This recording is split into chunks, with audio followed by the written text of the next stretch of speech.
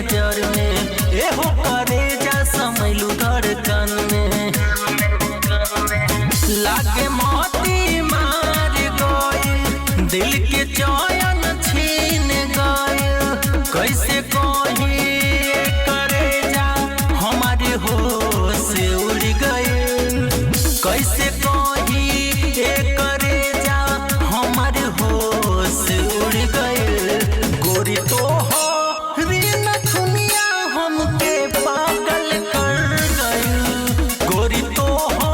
रीना दुनिया हमके पागल कर गइल।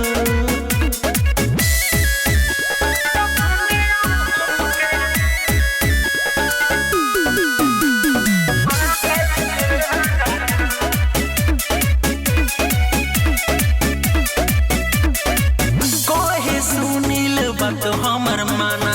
रोशन लौटन के कैलू दीवाना कोहे मिथिलेश बात हमर माना रोशन लौटन के कैलू दीवाना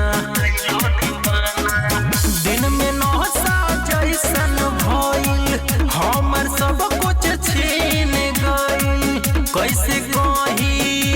करे जा दिन में चाँद दिख गइल कैसे कही करे जा